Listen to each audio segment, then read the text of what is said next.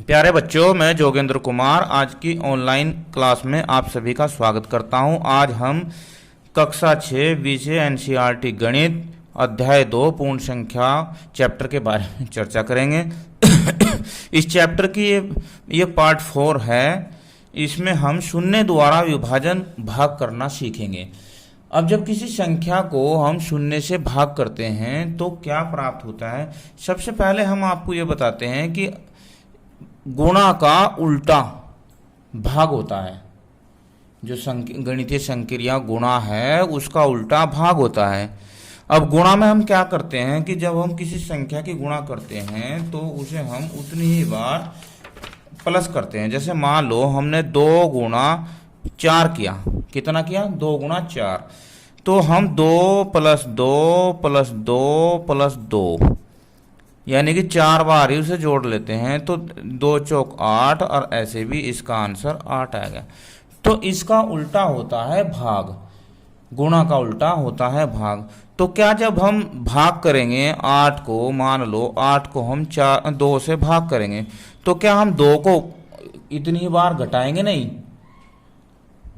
चलो देखते हैं। अब हम एक सवाल लिखते हैं कि 8 को भाग करना है कितने से? 2 से। तो हम 8 में से 2 को बार बार घटाते हैं। बार बार घटाते हैं, क्योंकि घटाते जाएंगे तभी तो हमें आंसर प्राप्त होगा। अब कितनी बार घटाएंगे वो हमारा आंसर होगा। चलो देखते हैं। अब 8 - 2 एक बार कितना है हमारा? 6 - 2 2 बार कितना है हमारा आंसर? 4 - 2 3 बार आया आंसर 2 - 2 4 बार आया आंसर 0। तब तक घटाते जाते हैं जब तक आंसर 0 न आ जाए। तो अब ये बताओ कितनी बार घटाया हमने? 4 बार। कितनी बार? 4 बार। 4 बार घटाया।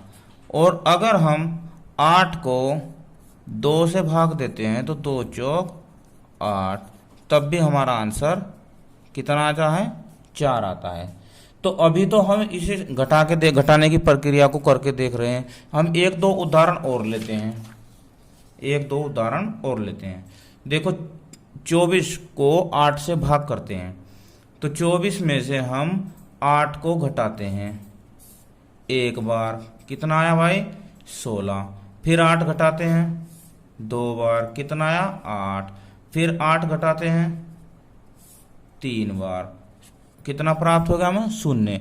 तो आंसर कितना आना चाहिए हमारा? 3। चलो 24 को 8 से भाग दिया, 8 तिया 24, यानी कि आंसर हमारा कितना आया? 3। अब ऐसे 16 को 4 से भाग करना है तो इसे बार बार घटाने की प्रक्रिया लगाते हैं। तो 16 में से 4 एक बार। कितना आया भाई? 12। फिर 4 घटाओ 2 बार, हो गया 8। फिर 4 घटाओ 3 बार। फिर 4 घटाओ 4 बार। कितना मिल गया हमें? 0। तो हम कह सकते हैं कि 16 को जब 4 से भाग दिया तो आंसर हमारा 1 2 3 4 यानी कि 4 आंसर आया। तो अगर हम इसी प्रकार किसी संख्या को 0 से भाग देंगे तो क्या आंसर आएगा वो भी देखते हैं। अब ये 2 को हम 0 से भाग दे रहे, 2 को हम 0 से यानी कि 0 से भाग दे रहे थे। तो हम क्या करेंगे कि बार बार घटाने की प्रक्रिया करेंगे। कब तक करेंगे? जब तक 0 प्राप्त ना हो जाए। ठीक है। अब 2 में से 0 घटाया एक बार। कितना आया भाई? 2। फिर 0 घटाया 2 बार। फिर कितना आया? 2। फिर 0 घटाया 3 बार। फिर कितना आया? 2। फिर 0 घटाया 4 बार। फिर कितना आया? 2। तो अब हम ये देख रहे हैं कि हम 0 को घटा तो रहे हैं पर आंसर हमारा सेम ही आता जा रहा है। इसका मतलब ये प्रक्रिया कभी समाप्त नहीं होगी। ये तो कभी भी समाप्त नहीं, 2 ही आता चला जाएगा। तो हम कह सकते हैं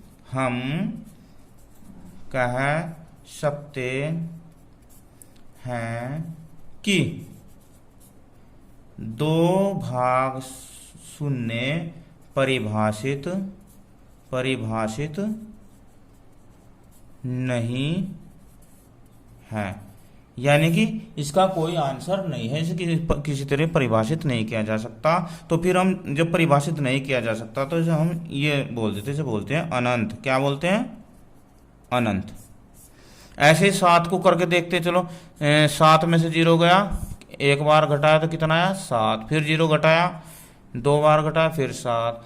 फिर 0 घटाया, फिर 3, यानी कि फिर 7 ही आ गया। फिर 0 घटाया, फिर 4। तो ये भी ऐसे ही चलता जाएगा। तो हम ये लिख सकते हैं कि 7 को अगर हम 0 से भाग करते हैं तो ये परिभाषित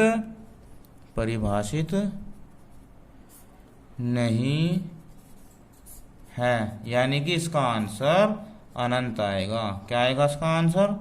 अनंत। तो हमने इस वीडियो में ये देखा कि यदि किसी संख्या को हम 0 से भाग करते हैं तो उसका आंसर परिभाषित नहीं होता, यानी कि उसका आंसर अनंत आता है। इस वीडियो को आप दोबारा देखना अगर नहीं समझ में आए तो, और इसमें दिए हुए काम को आप अपनी कॉपी में उतारना, यानी कि 0 से भाग करके देखना। वीडियो अच्छी लगी तो मुझे कमेंट में ज़रूर बताना। Thank you. Have a nice day.